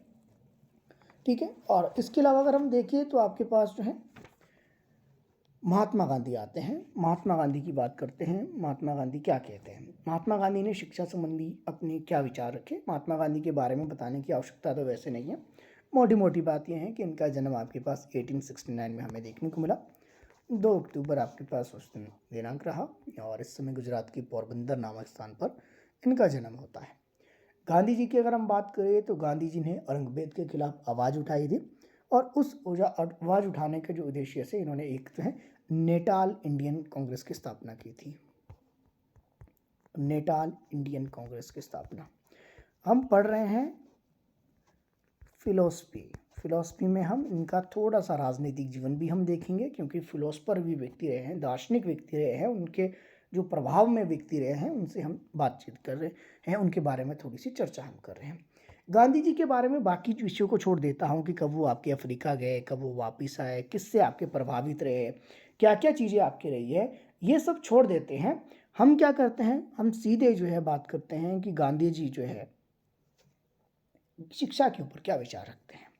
तो गांधी जी की अगर हम बात करें तो गांधी जी जो है शिक्षा को मानव के सर्वांगीण जो विकास के लिए बहुत महत्वपूर्ण मानते हैं। इसके अंतर्गत ही हम देखते हैं जो वर्धा में एक सम्मेलन होता है, वर्धा में सम्मेलन के बाद उन्होंने क्या किया, जो प्रथम 7 वर्ष की जो शिक्षा होगी वो निःशुल्क होनी चाहिए और अनिवार्य होनी चाहिए, इस पर गांधी जी बल देते हैं। तो सीधे तौर पर हम देखते हैं कि वर्धा योजना से गांधी जी का संबंध है। बुनियादी शिक्षा वर्धा योजना में का ही आधार, बेसिक एजुकेशन उसी का आधार आपके बनता है। साथ में जो है गांधी ने ये भी कहा कि गांधी ने जो है शिक्षा की जब भी बात की जाती है तो हम ये भी देखते हैं कि गांधी जी ने बहुत सी बुक्स लिखी हैं। उसमें हम देखते हैं कि आपके पास एक रस्किन की जो रचना थी अनटू दिस लास्ट, इसको लिख लेना, अनटू दिस लास्ट, एक ये रचना है, ये 1860 में रचना आपके लिखी गई थी, और किसकी थी? John Ruskin. जॉन रस्किन की रचना है। इस रचना से काफ़ी ज़्यादा प्रभावित थे। जॉन रस्किन की जो रचना है अनटू दिस लास्ट, जो सर्वोदय आती हैं, सर्वोदय इसी का एक रूपांतरण है, या फिर हम कहें कि सर्वोदय जो आपके पास एक रचना है जिसको गुजराती भाषा में लिखा गया है, वो इस अनटू दिस लास्ट का ही आपके पास किया गया है, ट्रांसफॉर्मेशन आपके पास है गुजराती भाषा में, ऐसे हम मान सकते हैं। डेविड थोरो एक व्यक्ति थे, उनकी रचना से गांधी जी बहुत ज़्यादा प्रभावित थे। लियो टॉल्स्टॉय का नाम आपने सुना होगा, जो आध्यात्मिक गुरु के रूप में गांधी जी के माने जाते हैं। उनकी एक रचना थी, उससे काफ़ी ज़्यादा प्रभावित थे गांधी जी। है ऐसा नहीं है कि गांधी जी जो आपके पास हिंदू जो है एजुकेशन को ही या भारत के जो दर्शन है उसको ही आपके पास प्रमुखता देते थे। इन्होंने इस्लाम धर्म को भी काफ़ी ज़्यादा जो है नज़दीक से देखा है, और इस्लाम धर्म से भी काफ़ी ज़्यादा प्रभावित किए रहे हैं। गांधी जी जो है बौद्ध धर्म से काफ़ी ज़्यादा प्रभावित रहे हैं। एग्जाम्पल मैं दे सकता हूँ बौद्ध धर्म का, तो आपको जैसे शांति और अहिंसा की जो बात है, गांधी जी ने ये बौद्ध धर्म से प्रभावित होकर आपके की हैं। ऐसा नहीं है कि आपके बौद्ध धर्म और इस्लाम धर्म से, गांधी जी ने तो हिंदू धर्म से भी आपके बहुत प्रभावित रहे, चाहे वो गीता की बात की जाए, चाहे रामायण की बात की जाए। तो गांधी जी कहीं ना कहीं जो है राजनीति में जो है धर्म की बड़ी महत्वपूर्ण भूमिका ये मानते थे, ये भी बड़ा महत्वपूर्ण है। इसके अलावा अगर हम देखें, टॉल्स्टॉय का मैं बात कर रहा था, टॉल्स्टॉय का मैंने आपको उपन्यास नहीं बताया जिससे ये प्रभावित रहे, वार एंड पीस। कई बार हो सकता है कि ऐसे ही सिंपल सा पूछा जाए, वार एंड पीस किसकी रचना है? लियो टॉल्स्टॉय, गांधी जी के आध्यात्मिक गुरु के रूप में 1869 में आपके पास रचना आई थी, और इससे इतने ज़्यादा प्रभावित हुए कि इन्होंने आध्यात्मिक गुरु के रूप में जो इनको माना जाता है। हालांकि राजनीतिक गुरु की, जब पॉलिटिकल जो है गुरु की हम बात करते हैं गांधी जी के, तो फिर वो सभी को पता है आपके पास वो गोपाल कृष्ण गोखले ही देखने को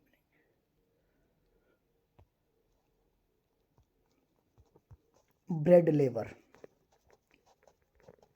ये जो विचार है गांधी जी ने कहाँ से लिया था? ब्रेड लेवर का जो विचार है गांधी जी ने कहाँ से लिया है? ये वार एंड जो पीस है, इसी पुस्तक से लिया है, जो कि एक रूसी उपन्यासकार आपके लियो टॉल्स्टॉय देखने को मिलते हैं।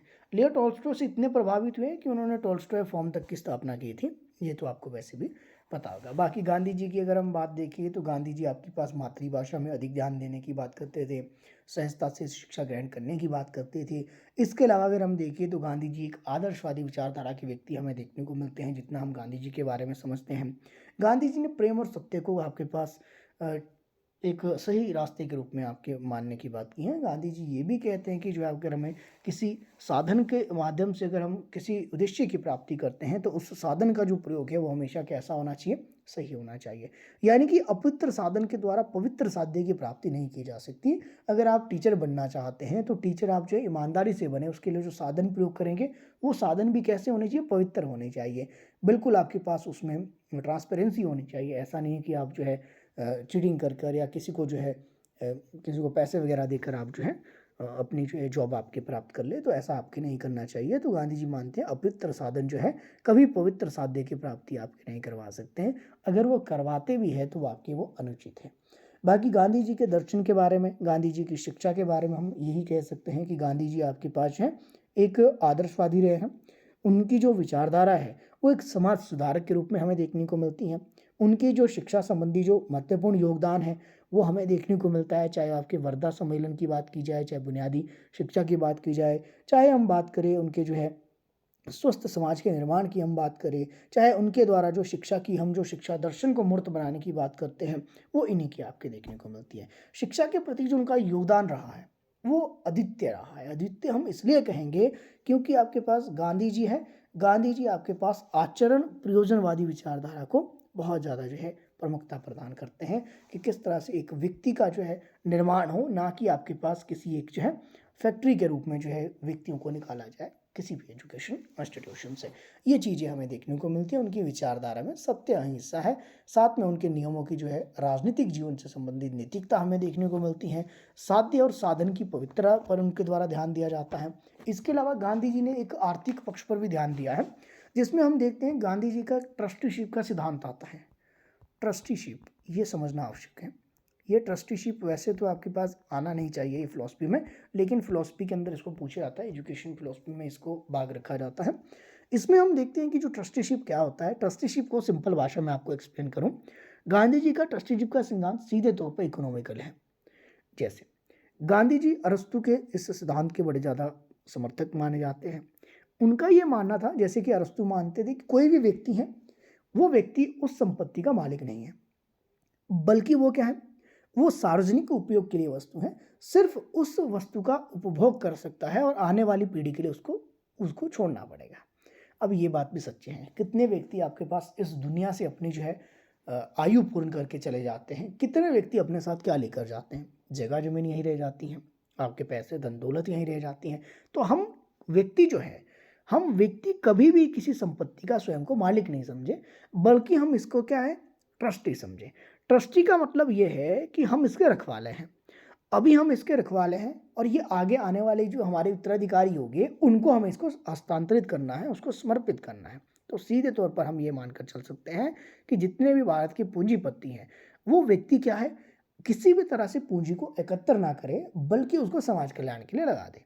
जितनी व्यक्ति को आवश्यकता है उतना ही धन अपने पास रखे, बाकी आपके देश कल्याण के लिए दे दे। बाकी जो लोगों के पास, जिनके पास अभाव है, उस अभाव को कम करने का प्रयास करे। तो कोई भी व्यक्ति आपके पास जो है संपत्ति का मालिक नहीं है, बल्कि उस संपत्ति का एक ट्रस्टी है, उसका सिर्फ उपयोग व्यक्ति करना चाहिए, ऐसा आपके पास गांधी जी कह रहे हैं। तो ये चीज़ें गांधी जी के जो है कुछ विचार आपके पास है संपत्ति से संबंधित जो उन्होंने कहे। दूसरी अगर हम बात करें, जो गांधी जी एक नई तालीम की बात करते हैं, नई तालीम आपके गांधी जी की अगर हम देखें तो ये नई तालीम जो है, गांधी ने पश्चिमी शिक्षा से प्रभावी होकर एक वैकल्पिक विकल्प के रूप में इसको अपनाया था, जिसमें हम देखते हैं कि नई तालीम में जो शिक्षा है वो आपकी कैसी होनी चाहिए, वो आपके पास मातृभाषा में होनी चाहिए।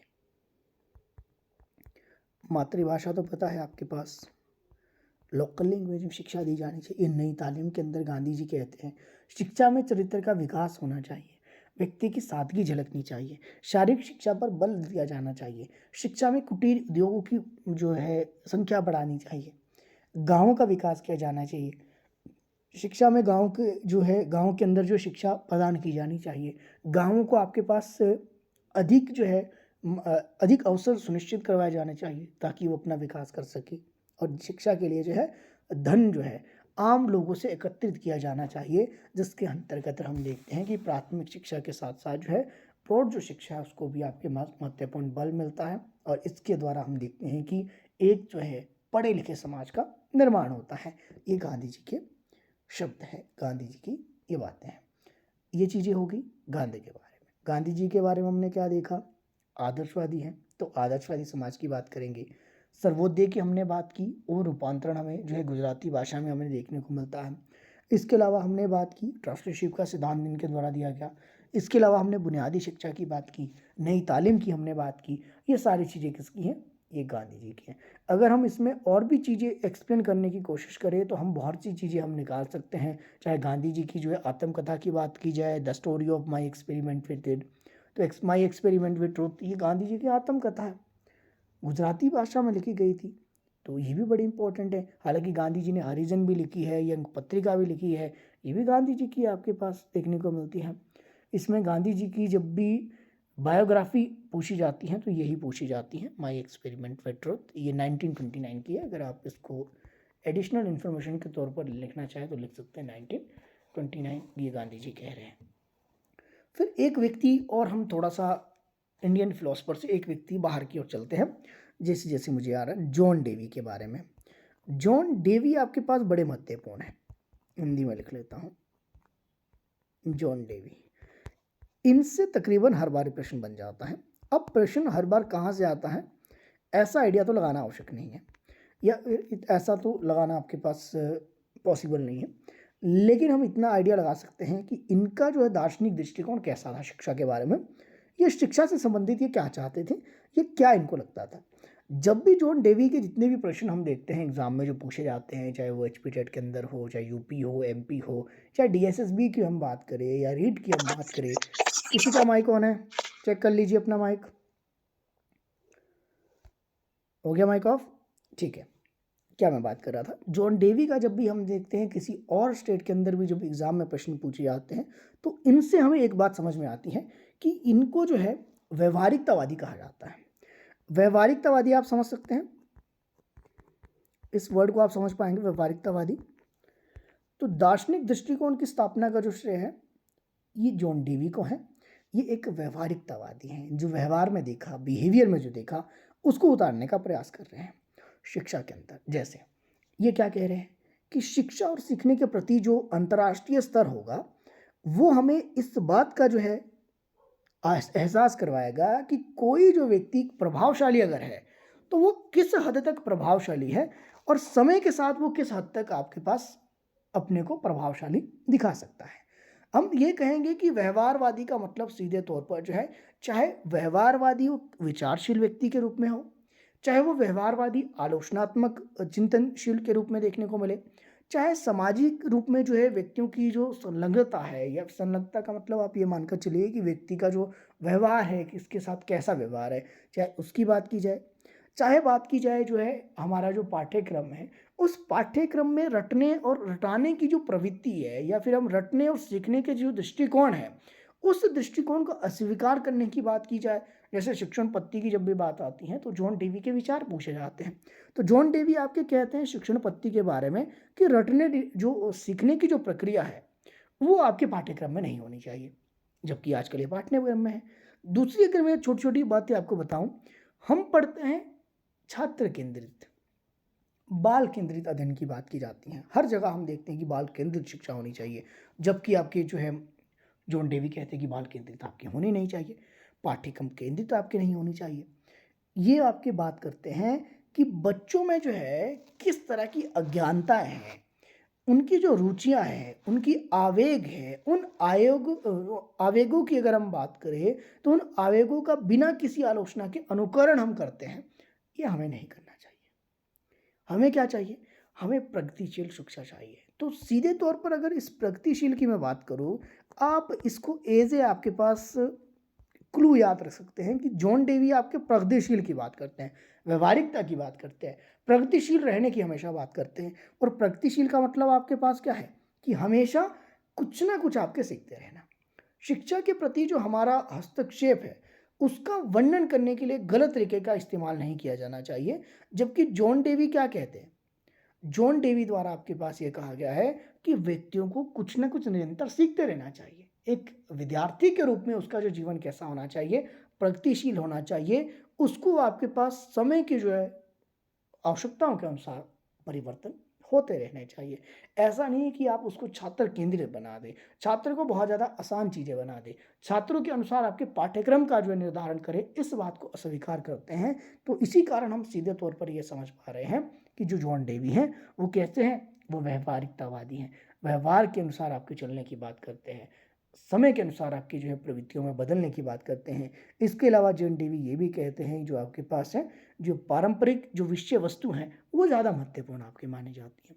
इसमें सीखने वाले की जो ताकत है, उसकी जो रुचियाँ हैं, वो एक साथ की जानी चाहिए, उसको सुनिश्चित अवसर प्रदान किए जाने चाहिए, उसकी रुचियों के अनुसार उसमें परिवर्तन होने चाहिए, ना कि उसको आसान बनाने का प्रयास किया जाए, बल्कि उसकी रुचियों के अनुसार उसकी जिज्ञासा को बढ़ाने का प्रयास किया जाए। तो सीधे तौर पर हम कहेंगे प्रगतिशील शिक्षा की बात जॉन डेवी करते हैं। वैसे तो जॉन डेवी की बहुत सारी कोटेशन, बहुत सारी स्टेटमेंट्स है, वो पॉसिबल नहीं होता कवर करना। वो कितनी आप कवर कर लेंगे, वो पहले एग्जाम में आई है। मूल रूप से हमें जो है ये समझना था कि व्यवहारिकता है और साथ में प्रगतिशील रहने की बात करते हैं, छात्र केंद्रित बिल्कुल भी नहीं है, ना ही पाठ्य केंद्रित की बात करते हैं। ये मूल रूप से जो ये कहना चाह रहे हैं कि किस तरह से जो है व्यक्ति का निरंतर विकास होगा, उस विकास के लिए उसकी रुचियों के अनुसार उसमें समय समय पर परिवर्तन होने चाहिए। इसका समर्थन आपके जॉन डेवी करते हैं। फिर हम देखते हैं बी आर अम्बेडकर के बारे में। बी आर अम्बेडकर क्या कहते हैं? बी आर अम्बेडकर आप सभी को पता है, बहुत अच्छे खासे जो है पढ़े लिखे हैं।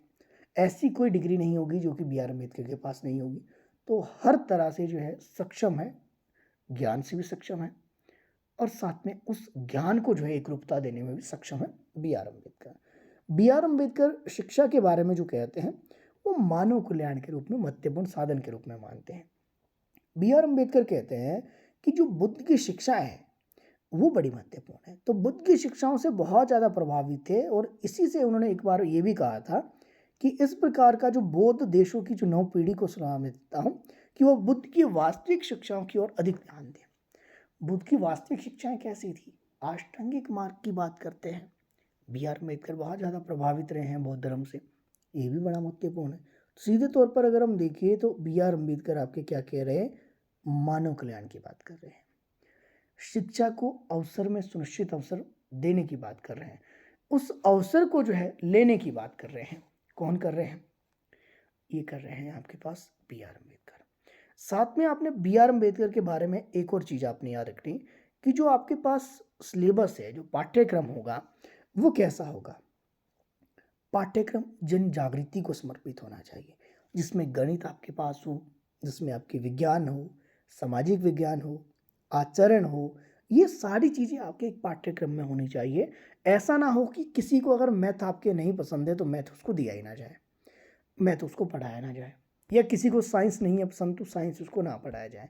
ये मानते हैं कि हर किसी को जो है गणित का ज्ञान होना चाहिए, हर किसी को साइंस की नॉलेज होनी चाहिए, हर किसी को सोशल साइंस की होनी चाहिए, पॉलिटिकल की होनी चाहिए, अपने बिहेवियर की होनी चाहिए, नैतिकता की नॉलेज होनी चाहिए, आपको खेलकूद और व्यायाम की नॉलेज होनी चाहिए, उनके लिए जो है जितने नियम हैं उनकी नॉलेज होनी चाहिए। साथ में जीविका, जो एक वर्ड लिख लीजिए, जीविकोपार्जन, जीविकोपार्जन या जीविको अर्जन भी लिख सकते हैं, कोई दिक्कत नहीं, कि आपके पास आप जो है ऐसी शिक्षा ग्रहण करें जो कि आपको दैनिक जीवन की जो मूलभूत आवश्यकताओं के लिए जो है प्रयासरत रहने को मजबूर ना करें, अपनी आजीविका आप कमा सको, ऐसी शिक्षा आपके पास होनी चाहिए और ऐसी शिक्षा को स्थान प्राप्त होना चाहिए। ऐसा ना हो कि पढ़े लिखे आप बेरोजगार घूमते रहे, आप ये कहते रहे कि हमने एमए की है, हमने बीएड की है, हमने बीएड कर ली है, हमने एमएड कर ली है, हमारी मास्टर 2 सब्जेक्ट में हो गई है। ये कहने की आवश्यकता आपको ना पड़े। तो ऐसी शिक्षा को जो है किस तरह से जो है उसको उपयोगी बनाया जाए, इसके ऊपर ध्यान देते हैं B R Ambedkar. B R Ambedkar चाहते थे कि शिक्षा का जो रूप हो वो मानव के अनुसार आपके होना चाहिए, मानव की दिशा में विकासशील होना चाहिए। मानव के स्वरूप की जब हम बात करते हैं तो हम ये मानते हैं कि जो व्यक्ति हैं, व्यक्ति के जो आपके पास भावी जीवन है, उसकी प्रकृति में जो आपके पास हमेशा निरंतर जो है परिवर्तन होता रहना चाहिए, और ये परिवर्तन ही व्यक्ति को जो है कहाँ तक ले जाएगा? ये व्यक्ति को जो है उसके लक्ष्य की प्राप्ति तक ले जाएगा। तो सीधे तौर पर बी आर अम्बेडकर ये भी कहते हैं कि आपके जो जीवन है, वो जीवन आपके पास प्रत्यक्ष रूप से आप उसको जो है प्रभावी बना सकते हैं, अपनी स्थिति में परिवर्तन कर सकते हैं। आप सभी को पता है बी आर अम्बेडकर की जो, अगर आप कभी बायोग्राफी पढ़ो या उनके बारे में किसी और की भी आपके पास उनकी स्टोरी पढ़ो, तो आपको लगना चाहिए कि वर्तमान जो आपका जीवन है वो कितना ज़्यादा जो है ईजी है, बजाय कि बी आर अम्बेडकर के जीवन जीने से। उनकी स्टोरी के रूप में थोड़ा सा मैं वैसे ही बता देता हूँ, बिल्कुल ब्रीफ में आपको बताता हूँ। बी आर अम्बेडकर जब जिस स्कूल में दलित समाज से आते थे, जाहिर सी बात है दलित समाज में उस समय की क्या स्थिति आ रही होगी कि उनको जो है कक्षा में बिल्कुल अंत में बिठाया जाता था, अलग से उनको जो है बैठने की व्यवस्था थी, या अपना खुद वो अपने लिए बैठने के लिए घर में साथ लेकर आते थे, जो भी उनकी बोरी वगैरह रही होगी उस समय के हिसाब से, जो भी आपकी सिचुएशन होगी। अलग से पानी पीने की व्यवस्था आपके नहीं थी, तो पानी पीने के लिए उनको घंटों वेट करना पड़ता था। कई बार आपके दिन भर आपके पानी पीने के लिए, जब तक कोई और उनको पानी नहीं देगा तब तक पानी नहीं। जबकि आज वर्तमान समाज में आप देखिए, तो वर्तमान समाज में चाहे आप किसी भी जो समाज से हो, चाहे दलित समाज से हो, चाहे आपके पास किसी स्वर्ण समाज से आप हो, तो आप ये चीज़ तो ये देखेंगे कि वर्तमान में कितना आपके परिवर्तन आ गया है कि एटलीस्ट कम से कम सार्वजनिक स्थान हो, चाहे पानी हो, चाहे कोई और ऐसे स्थान हो, चाहे होटल वगैरह हो, वहाँ पर आपके साथ भेदभाव तो नहीं किया जाता।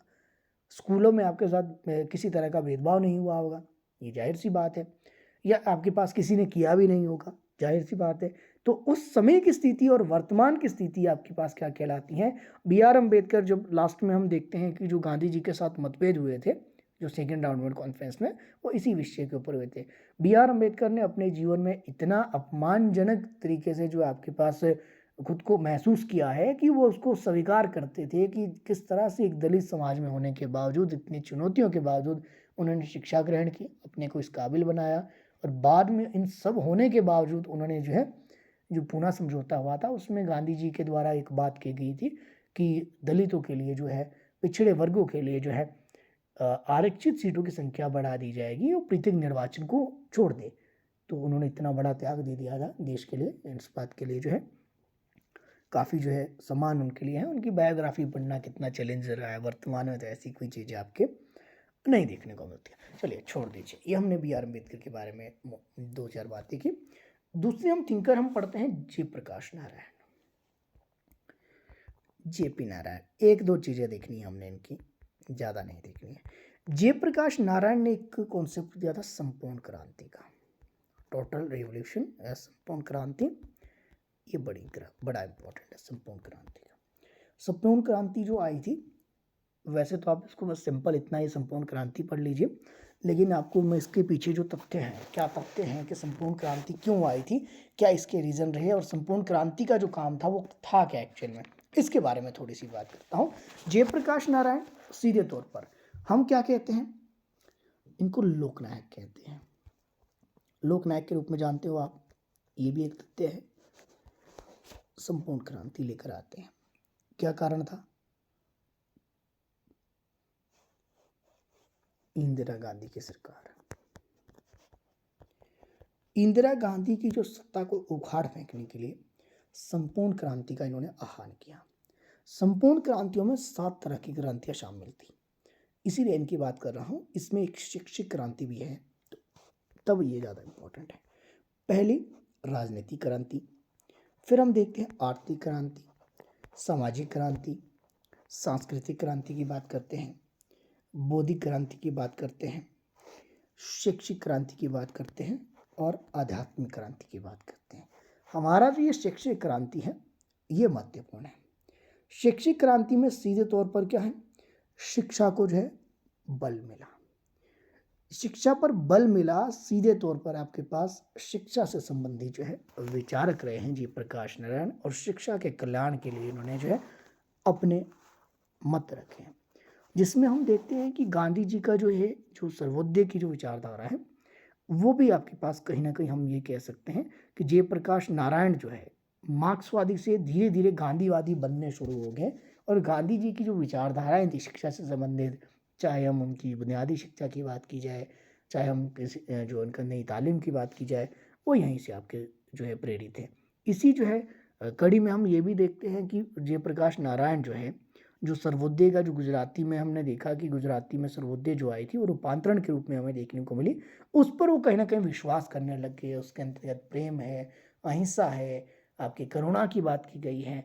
उन सभी को जयप्रकाश नारायण ने एक लोक शक्ति के रूप में संज्ञा प्रदान की। तो अगर याद रख पाओ तो रख लेना, सप्त क्रांति बड़ी इंपॉर्टेंट है। ये आपके पास संपूर्ण क्रांति, टोटल रिवॉल्यूशन बहुत ज़्यादा इंपॉर्टेंट है। इसमें से एक शैक्षिक क्रांति आपके पास रहेगी, और शैक्षिक क्रांति बड़ी महत्वपूर्ण है। किसके लिए? शिक्षा के लिए। शिक्षा आपके पास किस तरह की होगी? शिक्षा आपके पास होगी जिससे नौजवानों के लिए जो है एक नए अवसर पैदा किए जा सके, लोगों को आपके पास जो है किस तरह से एकत्र किया जा सके, लोगों की विचारधारा में जो है जो सलीगढ़ी शिक्षा प्रणाली थी उसको हटा दिया जा सके। शैक्षिक आयाम के अंतर्गत हम देखते हैं जो निकम्मी प्रणाली हमें देखने को मिली, उस निकम्मी प्रणाली की यह संज्ञा देते हैं और कहते हैं कि इस तरह की जो शिक्षा तंत्र को जो है हटा देना चाहिए और शिक्षा को एक पुनर्गठित करने की आवश्यकता पर ध्यान देना चाहिए। सीधे तौर पर आपके पास अगर शिक्षा को आपने बढ़ावा दे दिया, शिक्षा को सुधार कर दिया, तो सीधे तौर पर आपके पास देश की जो समस्या है वो आपके पास हट जाएगी। देश में हमें जो है पढ़े लिखे व्यक्ति मिलेंगे और आपके पास एक अच्छे समाज का निर्माण होगा। ये कौन कहते हैं? ये जयप्रकाश नारायण कहते हैं। तो जयप्रकाश नारायण के बारे में हमने कुछ तथ्य हमने ये देखे जो जयप्रकाश नारायण आपके कुछ कहते हैं। अब हम कुछ और बात करते हैं, कुछ और चर्चा करते हैं कुछ और व्यक्तियों के बारे में। एक व्यक्ति है M N Roy. M N Roy. M N Roy की अगर हम बात करें तो मानवेंद्र नाथ राय, शायद इनका यही है पूरा नाम। इनका जन्म हुआ था मानवेंद्र राय का, ये बंगाल में आपके देखने को मिलता है। 24 परगना एक जिला हुआ करता था, वहाँ पे इनका जन्म आपके देखने को मिला।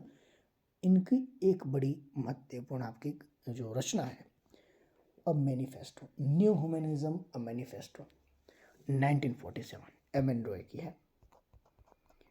न्यू ह्यूमनिज्म अ मैनिफेस्टो, यह है 1947। इसकी रचना किसने की है? एम एन रॉय ने। ठीक है, एम एन रॉय लिख लीजिए, बड़ा महत्वपूर्ण है। एम एन रॉय की अगर हम बात करें तो सीधे तौर पर दो बातों पर ध्यान देते, स्वतंत्रता पर ध्यान देते, नैतिकता पर ध्यान देते। स्वतंत्रता पर हम इसलिए चर्चा नहीं करेंगे, इनके दर्शन में जो स्वतंत्रता की हम इसलिए बात नहीं करेंगे क्योंकि सभी को पता है स्वतंत्रता आपकी किससे संबंधित है। उदार दल से व्यक्ति थे, स्वतंत्रता के लिए सारे के सारे जितने फिलोसफर रहे हैं वो आपके पास विचार रखते हैं। दूसरी आपके पास जो विचार रखते हैं नैतिकता की बात करें, और नैतिकता आपके पास किस में आता है, शिक्षा के अंतर्गत आता है। तो जब भी इन्होंने एक मानववाद की जब भी बात की है, मानववाद में इन्होंने कहा है कि जो शिक्षा है वो बड़ी महत्वपूर्ण है, और शिक्षा में जो इन्हें एम.एन. रॉय ने बात की थी, वैज्ञानिक शिक्षा पर अत्यधिक बल दिया है। तो प्रश्न ये पूछा जाता है कि भारत के जो दार्शनिक है, भारत के दार्शनिकों में से किस दार्शनिक ने वैज्ञानिक ज्ञान पर अत्यधिक बल दिया था? ऐसे ये एम.एन. रॉय थे, ये बड़े महत्वपूर्ण है। एम.एन. रॉय ने वैज्ञानिक ज्ञान पर, ये कहते हैं कि किस तरह से साइंटिफिक जो नॉलेज है वो आपके लिए जाए, साइंटिस्ट के रूप में आपके पास भूमिका होनी चाहिए, क्रांति को शिक्षा के लिए सहमति के रूप में आपके माना जाए, ऐसा इनका मानना था। आर्थिक पुनर्गठन किया जाए, शिक्षा पर बल दिया जाए, वैज्ञानिक शिक्षा स्पेशली उसमें आपके दी जाए, ऐसा मानना किसका था? ये एम.एन. रॉय का आपके मानना था। ठीक है, क्रांति शिक्षा एवं सहमति के द्वारा होगी, ऐसा इनका मानना था। क्रांति आपके पढ़े लिखे लोगों का काम है, आपके ऐसा नहीं है कि आपके पास जो व्यक्ति ज्ञान प्राप्त नहीं है, अनपढ़ लोग आपके क्रांति में कभी शामिल नहीं होते। आज तक आपने देखना जितनी भी क्रांतियाँ हुई है, हिमाचल में ही देख लो या किसी और चीज़ में देख लो, आपने देखना कभी आपके पास टीचर जो है, कभी एसएमसी वाले चले जाते हैं धरना करने, कभी जेवे वाले पढ़े लिखे चले जाते हैं। अभी आपके पास जो है वोकेशनल टीचर आपके धरना देने जा रहे हैं, वो आपके चले जा रहे हैं। दूसरे आपने देखा कि आपके पास इलेक्ट्रिसिटी डिपार्टमेंट में पढ़े लिखे हैं, मतलब किसी ना किसी विभाग में जो व्यक्ति कार्यरत हैं वो धरना देने जाते हैं। आपने देखना कि कभी आपके जो बेरोजगार, जो आपके अनपढ़ व्यक्ति हैं बेरोजगार, वो वाले, एक तो पढ़े लिखे बेरोजगार है, वो आपके धरना देने जाते हैं यूनियन के थ्रू। जो तो अनपढ़ है वो तो धरना देने जाते ही नहीं है, उन्हें अपने राइट्स का ही नहीं पता नहीं है। तो सीधे तौर पर जब भी क्रांति होगी, क्रांति आपके पास हमेशा शिक्षा और सहमति के द्वारा होगी, ये एम.एन. रॉय कह चुका है। तो ये वाली चीज़ें हम एम.एन. रॉय के बारे में देखते हैं। और हम बात करते हैं भारत के अंदर जो है एजुकेशन फिलोसफी की कुछ और व्यक्ति कैसे विचारधारा रखते हैं। जैसे कि हम एक व्यक्ति के बारे में हम बात करेंगे, पंडिता रमाबाई। इनका बड़ा महत्वपूर्ण योगदान है पंडिता रमाबाई का। ये जो है पितृसत्तात्मक जो समाज है उसका विरोध करती थी पंडिता रमाबाई। भारत की अगर हम देखें तो समाज सुधारिका आपके समाजकर्ता के रूप में इनकी भूमिका है, कवियों के रूप में है, महिलाओं के उत्थान के लिए उन्हें बहुत ज़्यादा बल दिया है। और ये ऐसी व्यक्ति थी जिसने जात पात से ऊपर होकर विवाह किया था, यानी कि सीधे तौर पर हम कहें कि ब्राह्मण समाज से संबंधित थे, लेकिन विवाह इन्होंने गैर ब्राह्मण से किया था। बाद में इनकी पति की मृत्यु हो जाती है, काफ़ी चैलेंजेस रहे हैं। और जब हिंदू समाज में होने के कारण, ब्राह्मण होने के कारण, इनको जब संस्कृत का ज्ञान जो था उसके बाद भी इनको उतना सम्मान नहीं मिल पाया, तो उससे इन्होंने जो है एक पाखंड के रूप में इन्होंने माना है कि जो ब्राह्मण है वो व्यक्तियों में क्या है, एक डर का माहौल पैदा करते हैं अपना जो है आजीविका चलाने के लिए। इस तरह की जब इनके हिंदू विरोधी इन्होंने जब बातें की है, जब इन्होंने जो है ब्राह्मण विरोधी इन्होंने जो अपने विचार जब रखे हैं, तो उसके बाद इनको जो है निष्कासित कर दिया गया था ब्राह्मण समाज से। बहुत चैलेंजेस इन्होंने देखे हैं। उसके बाद इन्होंने जो महिलाओं के लिए काफ़ी जो है योगदान दिया है, पितृसत्तात्मक जो है उनकी इसने आलोचना की है। उनकी एक बुक है, लिख लेना आपके पास, the high caste Hindu women. ब्राह्मण समाज से थी, संस्कृत का अच्छा ज्ञान था, बावजूद उसके इनको जो है किसी भी जो है धार्मिक कार्य में समानता नहीं मिल पाई। तो इस कारण ये पितृसत्तात्मक जो समाज है, घरेलू हिस्सा जो होती है समाज में अंदर, जो बाल विवाह जैसी कुछ रूढ़ी नीतियाँ हैं, उसके लिए इन्होंने आवाज़ उठाई और कहीं ना कहीं इनकी ये आवाज़ सफल रही। पहली नारीवादी कह सकते हैं भारत की, इनको माना जाता है। पहली नारीवादी के रूप में जो संज्ञा है वो किसे मिलती है? पंडिता रमाबाई को। महिलाओं की स्थिति सुधारने में पंडिता रमाबाई ने आर्य महिला समाज तक की स्थापना की थी। अगर आपने लिखना होगा लिख लेना। किसी का माई कौन है देख लीजिए। संस्कृत भाषा की जो है बड़ी विरोधी रही है, क्योंकि संस्कृत भाषा जो है आपके पास स्त्री विरोधी है। स्त्रियों को जो है आपके पास संस्कृत के अंदर इसका माइक कौन है देख लीजिए, संस्कृत भाषा स्त्री विरोधी है, ऐसा मानना था। स्त्री विरोधी है कौन सी भाषा? संस्कृत। क्योंकि संस्कृत का ज्ञान होने के बावजूद जो है इन्हें किसी तरह के धार्मिक कार्यों में, अनुष्ठानिक जो कार्य हैं उसमें नहीं इनको जो है सहयोग देने की जो है रखा गया, इस तरह के इनका ये मानना है। तो उस करके हम ये कह सकते हैं कि महिलाएं शिक्षित होगी, महिलाओं के पास ज्ञान होगा, विद्वान तक बन जाएगी, लेकिन उनको उस तरह के समाज में जो है स्वीकृति नहीं मिल पाई। बाद में इन्होंने हिंदू धर्म छोड़कर आपके ईसाई धर्म को इन्होंने अपना लिया था। तो सीधे तौर पर हम ये कह सकते हैं कि पंडिता रमाबाई जो है महिलाओं की शिक्षा के लिए काफ़ी ज़्यादा इन्होंने ध्यान दिया है, महिलाओं की शिक्षाओं के लिए इन्होंने काफ़ी ज़्यादा प्रयास किए, महिलाओं को इन्होंने अपने पैरों पर खड़ा होने के लिए आग्रह किया। तो पहली जो है नारीवादी के रूप में हम देखते हैं पंडिता रमाबाई को हम देखते हैं।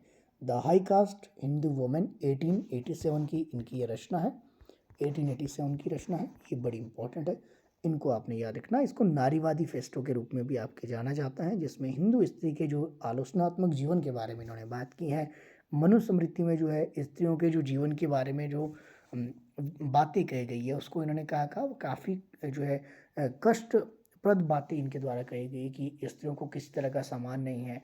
कहीं भी आपके पास वेदों की ज्ञाति की बात की जाए, कहीं उत्पत्ति की बात की जाए, तो महिलाओं की जो भूमिका है वो बिल्कुल आपके पास ना के बराबर है। हिंदू समाज में एक लड़की का जो जन्म है वो हीन भावना से देखा जाता है, लड़कियों में परिवार की जो समानता नहीं मिलती है, परिवार में कन्या हत्या की बात की इन्होंने कही है, मनुस्मृति में विवाह के लिए लड़की जो उम्र है 8 से 12 वर्ष बताई गई है, जो कि बाल विवाह को बढ़ावा देती हैं, उस करके इन्होंने मनुस्मृति तक को जो है आलोचना के अंदर ला दिया था। ये सारी चीज़ें हम देखते हैं। और हिंदू समाज में हम ये भी देखते हैं कि जो विधवा है, विधवा को दोबारा जो है शादी करने की अनुमति नहीं है। तो इस तरह की जितनी भी चीज़ें हैं वो आपके पास पंडिता रमाबाई ने उसको नकार दिया। और उन्होंने ये भी कहा कि आपके पास जो है जो उच्च जाति की महिलाएं हैं वो अधिक आपकी ग्रसित है, जबकि निम्न जातियों में इतनी ज़्यादा जो है कठोरता आपके नहीं देखने को मिलती है। तो व्यक्तियों को क्या करना चाहिए, महिलाओं को क्या करना चाहिए, क्योंकि महिला पहली नारीवादी महिला के रूप में नारीवादी फेस्टिव इनके द्वारा लाया गया।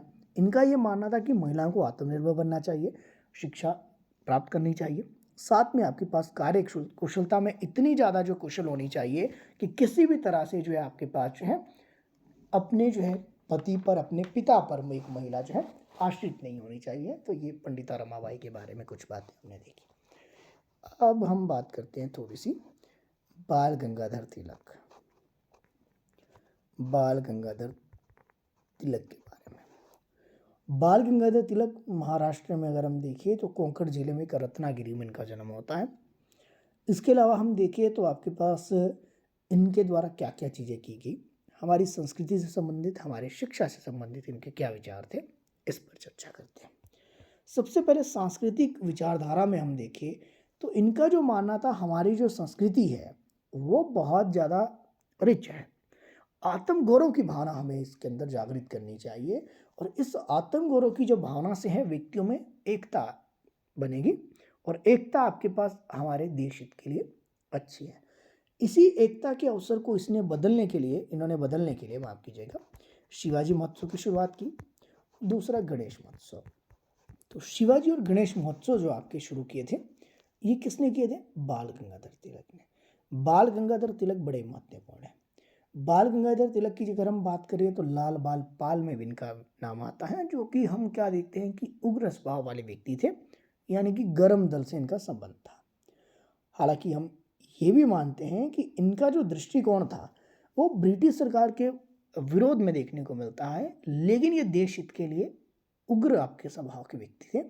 इसका मतलब ये नहीं है कि ये आपके पास राष्ट्रवादी नहीं है, ये राष्ट्रवादी है, ये स्वराज की बात करते हैं, स्वराज्य की भी बात करते हैं, ये अध्यात्म की बात करते हैं, और अध्यात्म के माध्यम से लोगों को एकता के सूत्र में बांधने तक की बात करते हैं। ये बात करते हैं जो आर्थिक राष्ट्रवाद की बात करते हैं कि किस तरह से जो है देश को जो आपके पास जो है जो क्या कहेंगे आपके पास गरीबी से बाहर निकाला जाए। जैसे कि इससे संबंधित हम जो ड्रेन थ्योरी एक आपके कौन लेकर आए थे, ये ड्रेन थ्योरी ये कौन लेकर आए थे? दादा भाई नौरोजी। दादा भाई नौरोजी ने जो ड्रेन थ्योरी दी थी उसका भी इन्होंने समर्थन किया है। ये भी बड़ी महत्वपूर्ण बात है। तो ये चाहते थे कि हमारा जो देश है वो समृद्ध बने, और समृद्धि के लिए आपके एकता होनी चाहिए, और एकता के लिए आपको गणपति उत्सव, शिवाजी उत्सव है, जो कि ब्राह्मण और गैर सम्राट, जो ब्राह्मणों के बीच में आपके पास जो मतभेद हैं, उन मतभेदों को दूर करने के लिए आपके पास आवश्यक है। छुआछूत में ये विश्वास नहीं रखते थे। साथ में जो ईश्वर को इनके द्वारा निकार दिया गया, हम ये कह सकते हैं कि आपके पास ये अनिश्वरवादी व्यक्ति थे, जिसके अंतर्गत हम देखें तो ये सीधे तौर पर जो है वास्तविक जो जीवन है, चाहे आपके पास भारत की संस्कृति है, संस्कृति के ऊपर जोर इन्होंने दिया, शिक्षा के ऊपर इन्होंने जोर दिया, शिक्षा को इन्होंने मूल आधार कहा था। मूल आधार किस तरह से कहा था, तो सीधे तौर पर अगर हम बात करते हैं शिक्षा के संबंधित इनके विचार कैसे थे, शिक्षण संस्थान जो है वो भारतीय होने चाहिए। तो हम ये भी कहते हैं कि स्वदेशी जो शिक्षा है वो ज़्यादा महत्वपूर्ण है। मूल आधार इन्होंने स्वदेशी शिक्षा को बनाया। साथ में जो है हिंसापूर्वक जो है गतिरोध की इन्होंने बात की, शांतिपूर्वक की भी इन्होंने बात की है। गांधी जी की अगर हम बात करें तो गांधी जी से जो काफ़ी ज़्यादा जो इनको ख्याति प्राप्त मिली, तो गांधी जी की क्या तिलक की जो लोकप्रियता है वो हम ये भी मान सकते हैं कि लोकमान्य के रूप में जो इनको उपाधि आपकी दी जाती है, तो ये भी बड़ा इंपॉर्टेंट है। तो ये गांधी जी ने लोकमान्य इनको कहा था, तो ये क्योंकि लोगों के जो है जो किस तरह से लोगों के अंदर एकता भरी जाए, इसके लिए आपके ये प्रयासरत आपके व्यक्ति देखने को मिलते हैं। बाकी वैसे वाले विचार इनके कुछ नहीं है, शिक्षा से संबंधित वैसे इनका कुछ भी दृष्टिकोण वैसे वाला नहीं है कि बहुत ज़्यादा इनकी पूछी जाए। स्वामी विवेकानंद के बारे में देखिए हम। स्वामी विवेकानंद जिनका जन्म जो है हम राष्ट्रीय युवा दिवस के रूप में, यूथ डे जो आपके पास होता है, युवा दिवस के रूप में हम मनाते हैं। कब इनका जन्म हुआ था, 12 जनवरी 1863, 12 जनवरी 1863 को इनका जन्म आपके देखने को मिला। स्वामी विवेकानंद का मूल नाम पूछा जाता है नरेंद्र नाथ। कैसे याद रखेंगे, दामोदर नरेंद्र दास जो आपके हमारे मोदी हैं उनके साथ आपके याद रखना। तो ये नरेंद्र नाथ जो है नाम किसका था, ये स्वामी विवेकानंद का था। स्वामी विवेकानंद की बात करते हैं, इन्होंने रामकृष्ण मिशन की स्थापना की थी। याद रखना, इन्होंने एक कथन दिया था, उठो जागो तब तक मत रुको जब तक कि लक्ष्य की प्राप्ति ना हो जाए। स्वामी विवेकानंद कहते हैं, कौन कहता है, विवेकानंद कहते हैं। विवेकानंद जो दर्शन की जब बात की जाती है, ये अद्वैत दर्शन को मानते थे। अद्वैत दर्शन को मानते थे। अद्वैत दर्शन क्या बात करता है, अद्वैत दर्शन करता है कि एक ही ब्रह्म है, एक ही ईश्वर है, समूचा जो विश्व है वो समूचे विश्व का रखवाला करने वाला एक ही है, भौतिक तत्वों के ही परिणाम है सारे के सारे, और किसी चीज का कुछ इसमें योगदान नहीं है। धर्म भारत का मूल आधार होना चाहिए, और धर्म विवेकानंद के विचारों की अगर हम बात करें तो इनका जो मूल तत्व या केंद्रीय तत्व आपके धर्म ही है। धर्म पर चलकर ही भारत उन्नति कर सकता है, धर्म के द्वारा ही व्यक्ति वास्तविक उद्देश्य की प्राप्ति कर सकता है। धर्म ही आपके पास एक ऐसा है जो कि दून दिखियों के जो आपके पास कहे दया भाव व्यक्ति के अंदर आता है, ये धर्म के माध्यम से आता है। हर धर्म में दया भाव नहीं है, ये भी याद रखना आपने। तो विवेकानंद ने आपके पास जो है धर्म को आपके पास जो है दया भाव से जोड़ा है। व्यक्ति का जो है कल्याण करना जो है हिंदू धर्म का मुख्य उद्देश्य इनके द्वारा बताया गया है। आर्य समाज का ये खंडन करते हैं कि आर्य के द्वारा भारत पर आक्रमण किया गया, तो उस करके ये आर्य समाज को जो है विरोध आप पे करते हैं। इसके अलावा अगर हम देखिए तो आपके पास जो है सामाजिक सुधारवादी रहे हैं, यहाँ तक कि ये खुद को ये भी कहते हैं कि मैं एक समाजवादी हूँ, और समाजवादी के रूप में इन्होंने अपनी एक पुस्तक भी अपने विचार दिए हैं, मैं समाजवादी हूँ, एक पुस्तक इनके द्वारा लिखी गई है। इसके अलावा भारत को वैश्विक गुरु के रूप में प्रमुखता प्रदान करते हैं।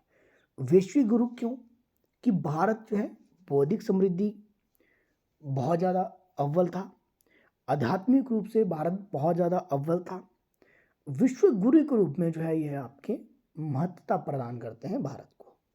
और विश्व गुरु किसमें, ज्ञान के क्षेत्र में। तो ज्ञान को इन्होंने बड़ा महत्वपूर्ण माना, और ज्ञान में भी किसको, आध्यात्मिक ज्ञान को, अध्यात्म को केंद्रीय महत्व प्रदान किया है। चाहे पश्चिम हो चाहे यूरोप हो, भौतिक और वैज्ञानिक उपलब्धि भी आपके महत्वपूर्ण है, ऐसा भी मानते हैं, लेकिन आध्यात्मिक रूप से बाकी आपके उतने समृद्ध नहीं है जितना कि भारत समृद्ध है। तो सीधे तौर पर हम कहें कि भौतिक विकास, वैज्ञानिक विकास संभवतः प्रथम आपके पास हो सकता है, जबकि आध्यात्मिक विकास की बात की जाए तो आध्यात्मिक विकास में भारत क्या है, भारत उच्चतम चरण पर है। और इसकी अगर हम देखें तो भारत से श्रेष्ठ अभी तक फिलहाल कोई नहीं है। ये किसका मानना था? ये आपके विवेकानंद का मानना था। भारत मानवता का एक आध्यात्मिक शिक्षक भी बन सकता है, ये किसका मानना है? ये विवेकानंद का मानना है। तो ये सारी बातें बड़ी महत्वपूर्ण है विवेकानंद के बारे में। रविंद्रनाथ टैगोर की हम बात कर लेते हैं। रविंद्रनाथ टैगोर क्यों इंपॉर्टेंट है? रविंद्रनाथ टैगोर ने क्या किया था? राष्ट्रगान सभी का बताया। इनकी रचना है रविंद्रनाथ टैगोर की गीतांजलि। कब की थी ये रचना? गीतांजलि की रचना कब देखने को मिली? 1910 में। ठीक है, 1910 में गीतांजलि आती है और इसी गीतांजलि में जो है इनको दिलाया था नोबेल पुरस्कार। पहला नोबेल मिला है तो याद रख लेना भारत के व्यक्ति को 1913 में। राष्ट्रगान इनके द्वारा लिखा गया, रचना की गई, ये गीतांजलि से लिया गया है। 1911 में पहली बार राष्ट्रगान आपके गाया जाता है। कलकत्ता अधिवेशन था कांग्रेस का, उसमें आपकी ये बात की जाती है। अब इनके थोड़े से विचार देख लेते हैं, दार्शनिक आधार पर इनके क्या क्या विचार थे। दार्शनिक आधार पर हम देखते हैं कि जो रविंद्रनाथ टैगोर हैं ये गांधी जी की बड़ी आलोचना करते हैं। आलोचना करते थे लेकिन गांधी जी का अनादर कभी नहीं किया। एक बात याद रखना, आलोचना अलग है, अनादर अलग है। आदर करते थे लेकिन आलोचनात्मक रूप से, ये इनके विचारों में आलोचना की नजर आती है। जैसे कि टैगोर ने गांधी को महात्मा गांधी का समान रूप में कहा, वहीं गांधी ने टैगोर को समान रूप में गुरुदेव आपके कहा। दोनों में वैचारिक मतभेद है, लेकिन आपके पास ये नहीं कह सकते हम कि दोनों में जो है किसी तरह के जो है एक दूसरे के प्रति किसी जो है कुशब्द का प्रयोग किया गया है, ऐसा नहीं है। आलोचना बेशक आपके करते हैं। आलोचना किस आधार पर करते हैं? जैसे टैगोर ने विदेशी वस्तुओं का बहिष्कार संबंधी जो आंदोलन था उसका इन्होंने आलोचना की, जबकि गांधी जी इसके समर्थक थे। अब इनका क्या मानना था? इनका मानना था कि जो आपके बहिष्कार किया जा रहा है, उस बहिष्कार में जो संपत्ति लगी वो भारत के व्यक्तियों की अपने खून पसीने की कमाई है। अब उस खून पसीने की कमाई से अगर आप जो है वस्त्र खरीदते हो, विदेशी वस्त्र खरीदते हो जो कि भारतीय वस्त्रों से कहीं सस्ते थे, और बाद में उनका वस्त्रों को आप जला देते हो, तो उस करके ये आपके पास सीधे तौर पर कहते हैं कि मैं इस बात का समर्थन नहीं करता। दूसरे गांधी जी कहते हैं कि आपके पास जो चरखा है, चरखे को लोकप्रिय बनाने का प्रयास गांधी जी द्वारा किया गया है, ऐसे टैगोर जी मानते थे। टैगोर मानते थे कि चरखा चलाने से कुछ नहीं होगा, वास्तविक तौर पर परिश्रम आपको करना पड़ेगा। इसके अलावा अगर हम बात करते हैं, गांधी जी को इन्होंने जातिवाद का जो है ये जो भेदभाव आपके पास है, जातिगत जो भेदभाव है उसके लिए जिम्मेदार बताया। इन्होंने वर्णाश्रम की जो व्यवस्था है, गांधी जी की जो वर्णाश्रम की जो व्यवस्था है उसको गांधी जी की आलोचना कर दी, क्योंकि गांधी जी क्या चाहते थे कि वर्णाश्रम जो है उस तरीके से चला रहे जैसे कि चल रहा है, जबकि रविंद्रनाथ टैगोर इसके पक्ष में नहीं थे। रविंद्रनाथ टैगोर कहते हैं कि अगर ये वर्णाश्रम चला रहा तो समाज में भेदभाव बढ़ता चला जाएगा, जबकि गांधी जी आपके पास राजनीति को जो है धर्म को राजनीति के एक महत्वपूर्ण साधन के रूप में मानते थे। ये भी बड़ा महत्वपूर्ण है। फिर राष्ट्रवादी विचारों की अगर हम बात करें तो सीधे तौर पर हम ये कह सकते हैं कि जो राष्ट्रवाद है टैगोर के अनुसार वो स्वराज और राजनीतिक स्वतंत्रता सीमित नहीं है, बल्कि मूल उद्देश्य जो इसका क्या होना चाहिए, आध्यात्मिक और व्यक्ति का नैतिक उत्थान होना चाहिए। सामाजिक विकास की बात तो करते ही हैं, साथ में वैज्ञानिक और तकनीकी विकास की भी आप बात करते हैं। ये भी रविंद्रनाथ टैगोर के तथ्य हैं। हालांकि इन्होंने तकनीकी विकास और वैज्ञानिक विकास जो है, विकास के अभाव में हम देखें तो आपके पास वैज्ञानिक और तकनीकी जो विकास है मानव हितों के लिए हानिकारक होता जा रहा है। जैसे वर्तमान में आप देखिए तो आपके पास बहुत सी ऐसी जॉब है जो कि आपके पास टेक्नोलॉजी की वजह से चली गई है। जैसे आपने देखना कि आपके पास टाइपिंग वालों की आधे से ज़्यादा जॉब चलेगी, एआई आधे से ज़्यादा काम कर लेता है। कंटेंट राइटर आपके पास उनकी जॉब चले गई। आप वर्तमान में देखिए तो आपके पास हर फ़ोन के अंदर इतने अच्छे कैमरे आ गए, जो स्टूडियो आपके हुआ करते थे स्टूडियो आपके गायब हो गए। स्टूडियो के अंदर जो मालिक है, मालिक भी गायब है, स्टूडियो में काम करने वाले भी गायब है, काम ही आपके हो गया है कम। पहले एल्बम आपकी बनती थी, अब कोई एल्बम बनाता ही नहीं है, सीधे पेन ड्राइव में आपके रख लो, जब मन किया आपके देख लिया। इसके अलावा कैमरे आपके जो पहले बनते थे देखना, अलग अलग सोनी के कैमरे थे, वो हर घर में आपके हुआ करते थे, उनकी जॉब चली गई है, कैमरे बनने बंद हो गए हैं। कैमरों का एग्जांपल मैं दूं तो आपके पास पहले क्या होता था, कई बार आपकी जो शूटिंग है आपके हेलीकॉप्टर से की जाती थी, आपके पास ऊपर से शॉट लिए जाते थे, तो आपके एक आपने देखा हेलीकॉप्टर वाला है, हेलीकॉप्टर के साथ कैमरे वाला है, दोनों की जॉब चलेगी। अब ड्रोन से शॉट आपके होते हैं। और मैं बहुत से एग्जांपल दे सकता हूँ कि कितने लोगों की आपकी नौकरियां चलेगी है, ड्राइवरलेस आपकी कार आने शुरू हो गई है। आपने देखना कि आपके पास समय के साथ साथ कितनी चीज़ें आपकी हो गई है। पहले आपके पास ग्राउंड में सारे खेला करते थे, खेल कूद किया करते थे, आपके पास स्पोर्ट्स एक्टिविटी हुआ करती थी, अब सारे आपके जो है टीवी तक आपके सीमित हो गए हैं। ग्राउंड आपके पहले बुक हुआ करते थे, कमेटी के ग्राउंड आपके जो है स्पोर्ट्स एक्टिविटी के लिए बुक हुआ करते थे, अब होते नहीं है। तो कितने लोग आपके पास यहाँ पे अपने जो कामों से हाथ धो बैठे हैं, ये किसके कारण? आधुनिकता के कारण। तो रविंद्रनाथ टैगोर इस आधुनिकता के तकनीकी विकास के लिए जो है मानवता के हितों को जो है ये कहते हैं कि काफ़ी ज़्यादा हानिकारक है मानव हित के लिए। विकास होना चाहिए, लेकिन इस विकास से जो है मानव अहित तो आपके ज़्यादा हो रहा है, बल्कि हित कम हो रहा है, ऐसा मानना था। जहाँ पर इसने सुविधाएं दी है, वहीं वहीं इसने कहीं ना कहीं जो है व्यक्तियों को जो है और ज़्यादा जो समस्या उत्पन्न भी कर दी है, और ज़्यादा चैलेंजिंग इस जो है लाइफ को आपके बना दिया है, जबकि जो है व्यक्ति का जो जीवन है वो उतना ज़्यादा चैलेंजिंग आपके नहीं होना चाहिए। तो आज हम यहीं तक करते हैं, बाकी आपके पास कल करेंगे इससे आगे कंटिन्यू। वैसे आपका ये हो चुका है, मुझे लग रहा है कि आपके पास ये आज आपकी लास्ट क्लास है। अगर मुझे कोई नया टॉपिक लगा तो फिर आपके लिए लेकर आऊँगा, अदरवाइज़ फिर आपके पास दूसरा सब्जेक्ट हम शुरू कर देंगे।